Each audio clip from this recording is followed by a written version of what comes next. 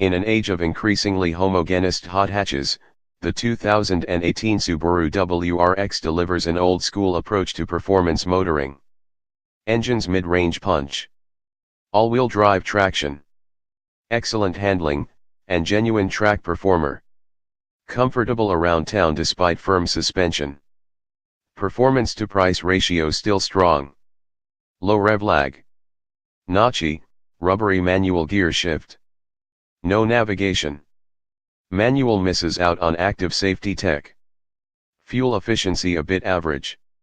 It's 25 years since Japan gave birth to a turbocharged, all-wheel drive sedan that would become a cult performance car. A classic, even.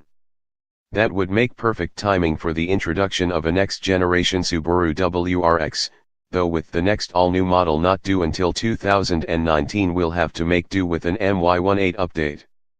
It still brings further proof that Subaru is at least trying to incrementally add sophistication to its rally car for the road, acknowledging that today's raft of rapid, yet refined, rivals in the $40,000 pricing belt are asking questions about the Rex's relevance. As you'd expect for a facelift program, there's no change to the absence of an alternative wagon or hatch body style as with past generations. The classic sedan shape, though, gets a further sharpening up front to cement its place as the best-looking Rex since the original. There are also new-look 18-inch alloy wheels.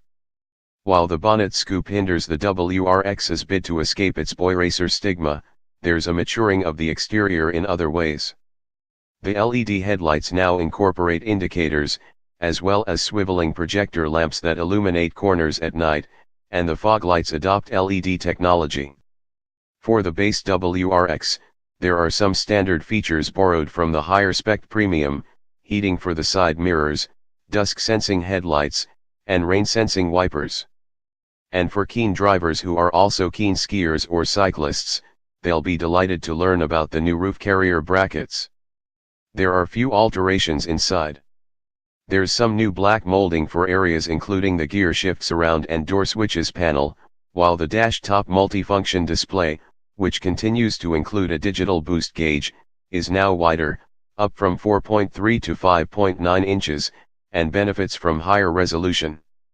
Such limited changes, however, means the WRX's cabin misses out on the noticeably improved quality and presentation found in the latest generation Impreza.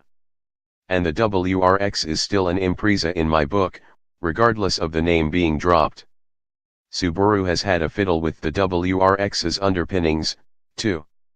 Brake pads from German friction specialist Jurid have been fitted, and suspension tweaks have targeted steering stability and ride comfort.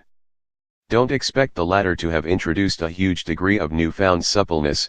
The MY18 Rex continues to present a stubbornly firm ride. Yet it also continues to impress with the way it avoids brutalizing your body across broken surfaces, including potholes and expansion joints. This is the type of stiff suspension you can easily live with if you've committed to buying a performance car. And it continues to pay off on great roads with the 4th generation WRX that was a welcome return to dynamic form in 2014 after the underwhelming predecessor. The agile chassis combines with hugely grippy Dunlop SP Sport Max tires to permit impressive speed through corners, with virtually no body roll and high resistance to understeer. A bit more heft to the steering wouldn't hurt. One of our testers thought it was a bit too light.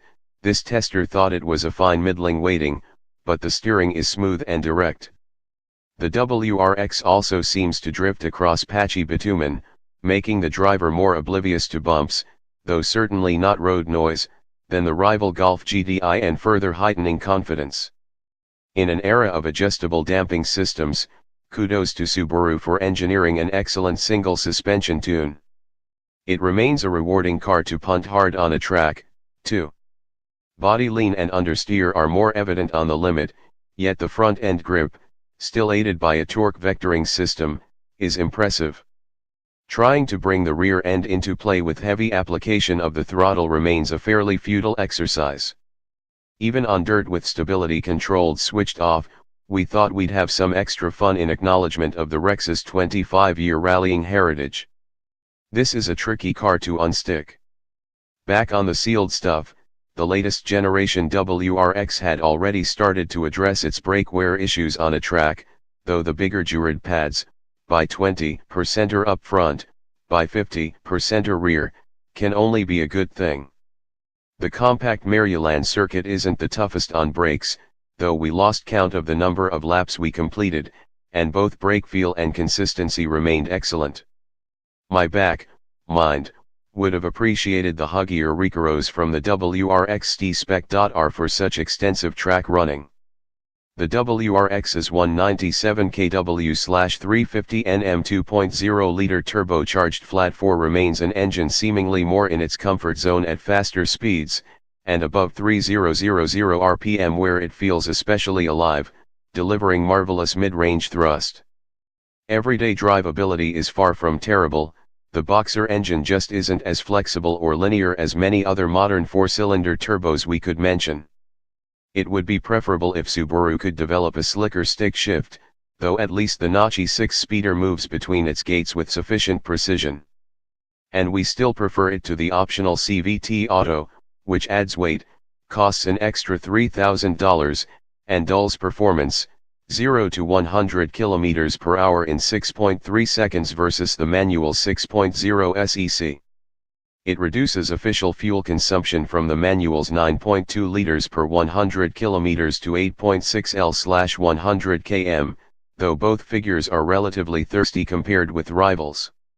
If you really want the auto version, however, for 2017 it gains an electronic parking brake and automatic vehicle hold which allows you to keep your foot off the brake pedal at traffic lights or in gridlock.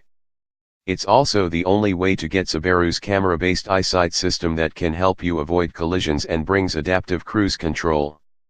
Stepping up to the WRX premium grade, from $45,640 manual, and $48,840 CVT, extends eyesight's features and adds blind spot detection, lane change assistance, rear cross traffic alert, auto high beam, and front and side view monitoring.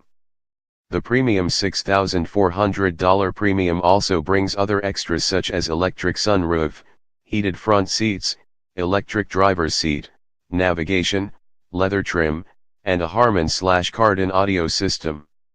As good as the base WRX's entry prices, satellite navigation should be standard. And smartphone mirroring technology isn't available on any model. Servicing is also expensive, not helped by the fact Subaru sets out biannual intervals compared to the typical once every 12 months. The total cost for the maximum 6 services of its 3-year capped program is $2,332.91. The factory warranty is also limited to 3 years, unlimited kilometers, unless you take advantage of campaigns, such as the one run in September 2017, where 5 years were offered, along with 5 years roadside assistance and 12 months free registration and CTP. Subaru resale values remain traditionally high, though. The WRX manual is predicted to retain 56% of its new car price after 50,000 kilometers. The WRX also retains some rough edges, but there's also appeal in a sedan that is still practical, but offers a slightly rawer, older school approach to performance in a world of increasingly refined hot hatches.